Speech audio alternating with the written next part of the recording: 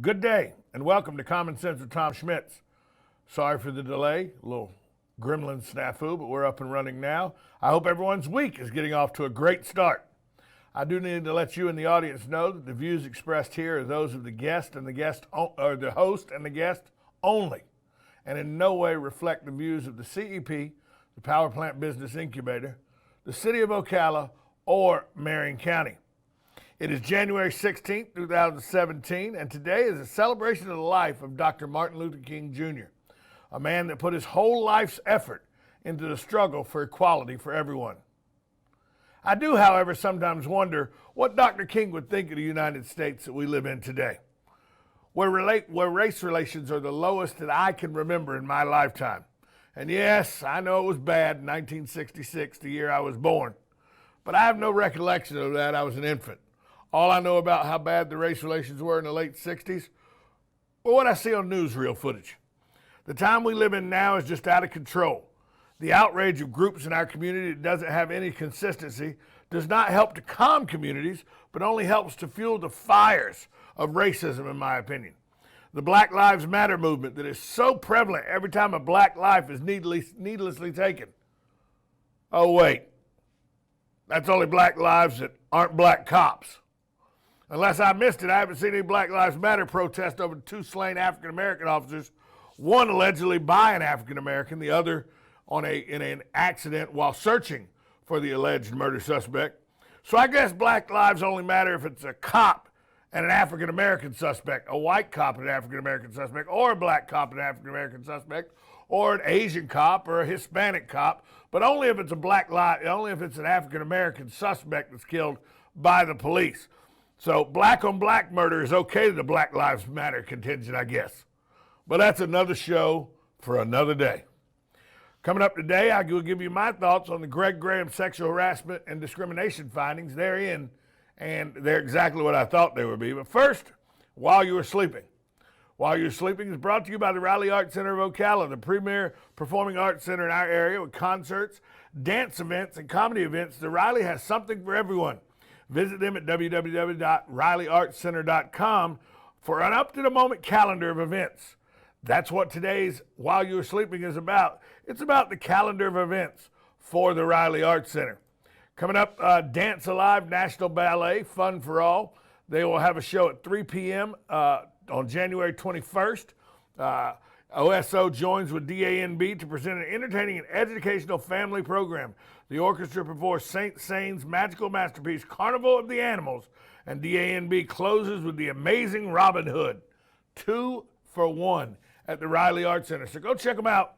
That's the Riley Arts Center, www.rileyartscenter.com. And now, let's get started. The results are in. Chief Greg Graham, after months, and I mean months, September is when he was he took a leave of absence, a voluntary leave of absence, as an investigation was done into the complaints filed by 3 officers against Chief Graham. And it was an internal complaint investigation. There was no criminal charges filed. There was never any allegations of criminal action by the chief. But save for a lawyer in Gainesville who decided to grandstand, in my opinion, for the cameras, this wouldn't have been something that was publicly known. However, there was a lawyer involved who wanted to grandstand. I get so upset when I think about this. And there was a 35-page report released over it finally. The complaint alleged that discrimination occurred along with sexual harassment,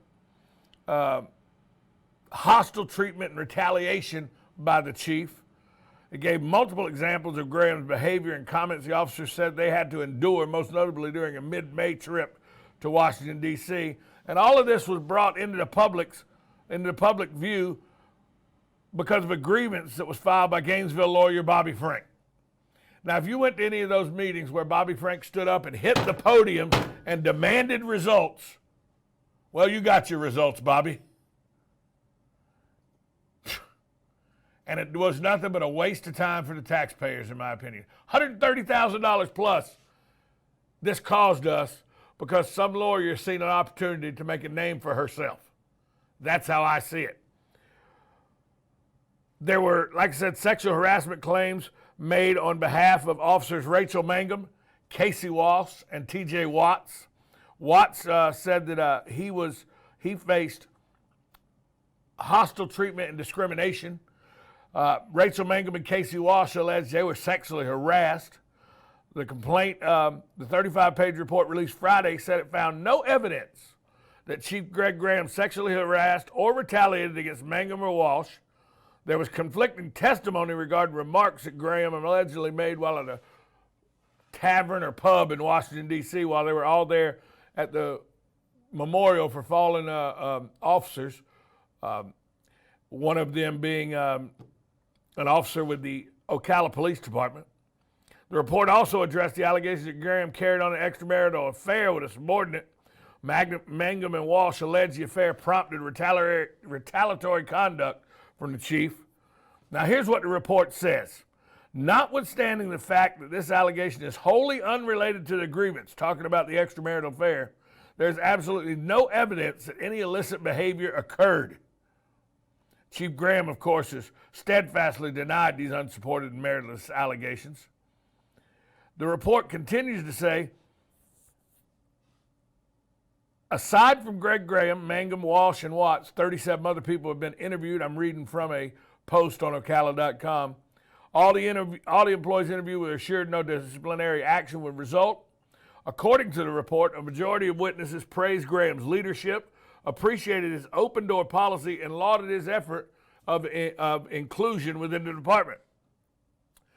The three officers that made the complaint were described as disgruntled, said their attitudes deteriorated following the 2015 death of Officer Jared Forsyth, who accidentally was killed during a training exercise. The death caused a rift to develop between the officers, according to the 35-page report.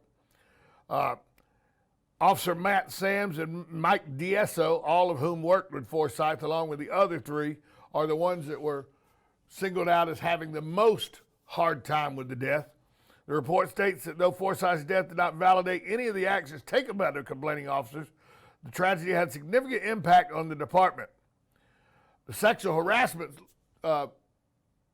complaints concerned mostly what happened during a May trip to Washington for a memorial ceremony honoring, like I said, fallen officers, including Officer Forsyth. Mangum and Walsh claimed Graham made abusive and hostile comments, but there are pictures of a shared unisex bathroom with Chief Greg Graham and Casey Walsh, where Walsh took the pictures that she was using a urinal, and Chief Graham was kidding around like he was using a toilet in the pictures.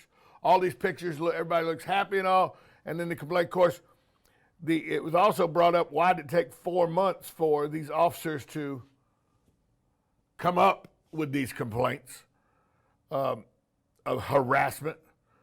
The report also states Officer Walsh took photographs, and there's no indication Officer Walsh was offended by any of the exchanges. The report also states Officer Walsh now characterizes this exchange as joking around. There were also some comments made during a game of Never Have I Ever. It is undisputed that sexual comments and questions were posed, including by individuals including Mangum and Walsh. Graham is accused of making a crude statement. Investigators found no reliable corroboration this was made. Even if the comment had been made, the law firm found it would not constitute sexual harassment. Despite numerous opportunities to do so, neither individual indicated that anything inappropriate occurred during the entirety of the trip, this being Mangum and Walsh, according to the report. The investigators also found no instance of the chief retaliating against the three officers. Indeed, the law firm said he was unaware that anyone had an issue with his behavior until the complaint was filed, and thus had no chance to take retaliatory action. As to the report of the evidence of racial discrimination, or the complaint of evidence of racial discrimination, the report points out that Greg Graham has an established history of hiring, supporting, and promoting minority employees within the department. So let's talk about what we found here. There's no corroborating evidence that Greg Graham said anything inappropriate while out at a pub with officers during the fallen officers memorial trip they took to Washington, D.C. There's no evidence that he did anything to retaliate against these officers. According to the report, there's no evidence of discrimination against minorities by Chief Greg Graham. According to this report, one of the officers involved, Casey Walsh, referred to this as joking. So what the hell do we have here? We have 3 officers, one of which who was involved in a altercation at a nightclub where subsequently a complaint was filed against them and they were disciplined with the loss of their ability to be a training officer. They were taken off SWAT and they were demoted.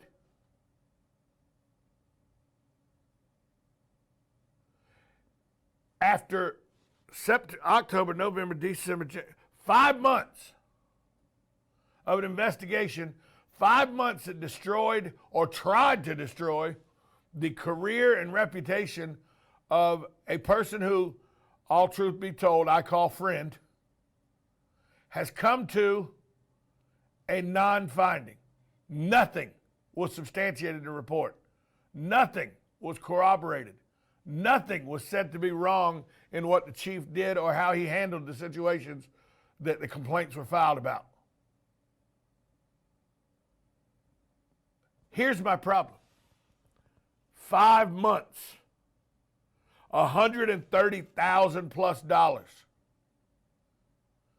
The reputation of a good man who was in charge of the police department, the reputation of the police department itself, put into public scrutiny. For what? So 3 people who are pissed off about the way their jobs are going or their lack of what they think is a good system can besmirch a person's character. So a lawyer who hears about this can, for lack of a better term, ambulance chase a situation so that she can make a name for her damn self? Bobby Frank, you should be ashamed of yourself. And quite frankly, I think you should face some disciplinary action by the Florida bar. I don't know that there's anything that can be done by the Florida bar, but I damn sure think somebody ought to bring up an allegation to see if you can be put in front of the Florida bar for the way you handled this.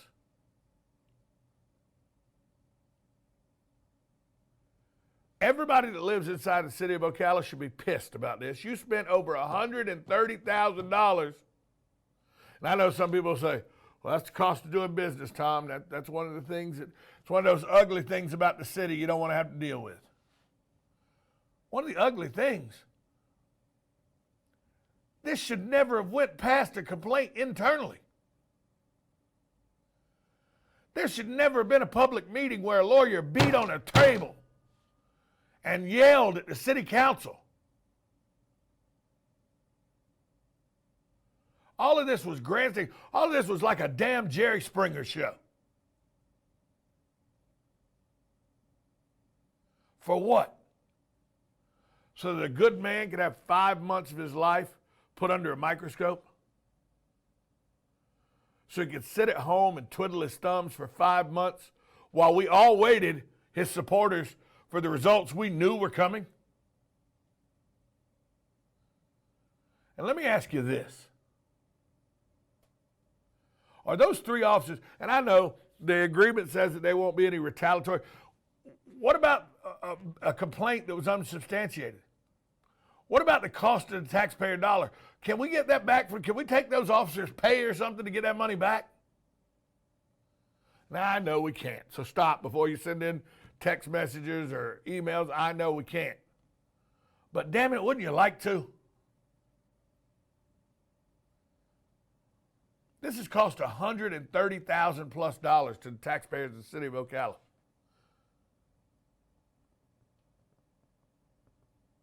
Shouldn't there at least be an open apology and a public apology to Greg Graham? And by the way, this isn't over yet, Because the city council meets tomorrow, and while the chief had been reappointed, he hasn't been reinstated. The council has to reinstate him as the chief off of his voluntary leave. Now, the mayor, Kent Gwynn, says that he's not going to have comment on this until after he meets with city council.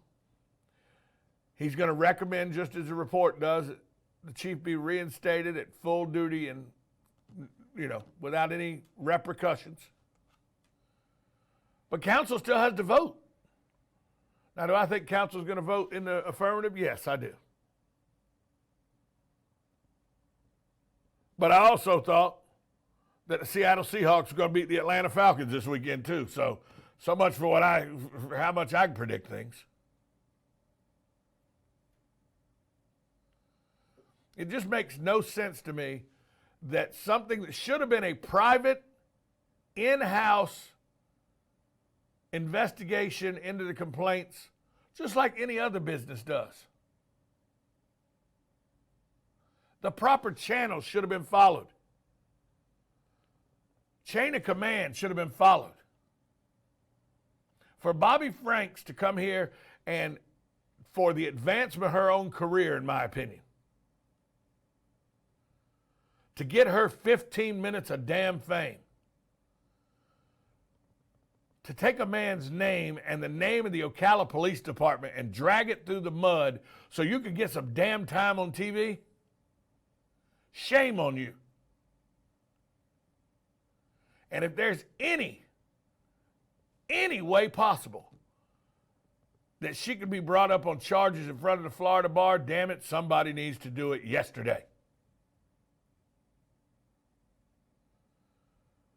It's reprehensible that after 5 months of investigation, after 5 months of dragging a good man's name through the mud, dragging the name of the Ocala Police Department through the mud, dragging the name of the city of Ocala for that matter, because anytime it was on the news, people didn't think it. People said, what the hell is going on down there in Ocala? The sheriff got indicted for perjury. Now the chief of police is sexually harassing people and discriminating against minorities. What the hell is going on down there? That's the way people looked at us. I took phone calls like that from people up in Atlanta, people in Charlotte that I know. A friend of mine in Tampa called and said, what the hell is going on up there? Y'all just, is it just lawlessness? You ain't got no cop you can keep in place up there. And now it all seems for nothing.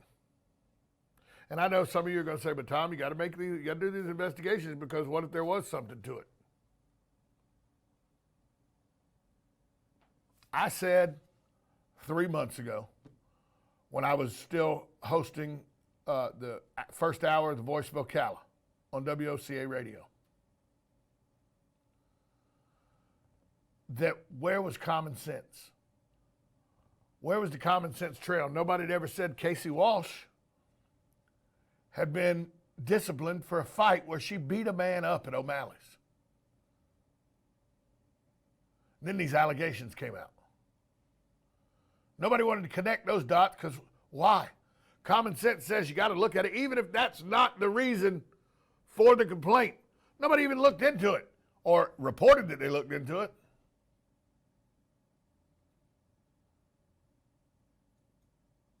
It just seems like we've went through 5 months of hell as a city, as the reputation of the city has suffered. For what? For exactly what we thought, nothing. Because Greg Graham did nothing wrong. Now, some people say, Tom, he was out at a bar in Washington, D.C., making jokes. He took a picture with Casey Walsh in a bathroom. That's not disputed. Hey, do I think Greg Graham's a perfect person? Nope.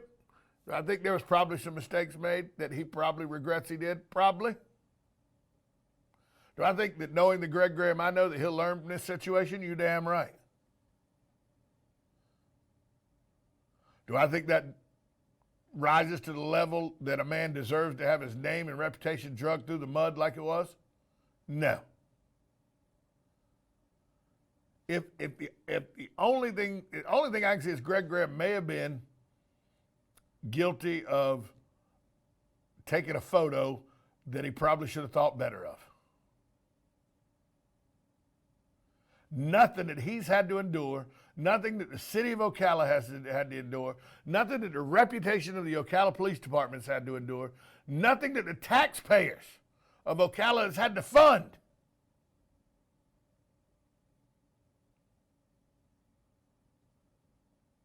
is anything proper. It's just not. Everything about this situation has been wrong from the beginning. It stunk to high heaven.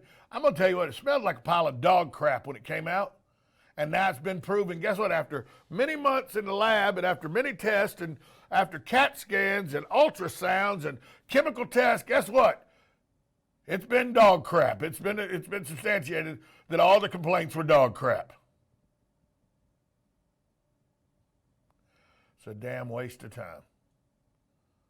I, for one, as a citizen of this area, would like to apologize to the chief for what the community's put him through. I know it had to be done because the complaints were made, they were made public, but I want to apologize as a member of this community that we had to put the reputation of you, your officers, your department, and our city on trial, for lack of a better term.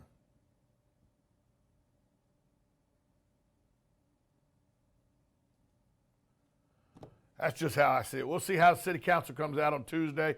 I'm sure they're going to vote in the affirmative, but until then, keep your fingers crossed that a good man's reputation will remain intact, and within days, hopefully, Greg Graham will be back as chief, not acting chief.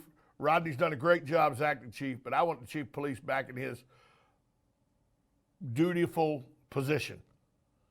Greg Graham, I hope you get back soon, and I look forward to speaking with you at the earliest opportunity you have. That's just how I think. Tell me what you think by going to YouTube, subscribe to the channel, and leave your comments there. I'm sure there'll be a few. Whether you agree with me or not, the fun of it is it's all common sense. Now, to this day in history. This day in history is brought to you by KT Entertainment.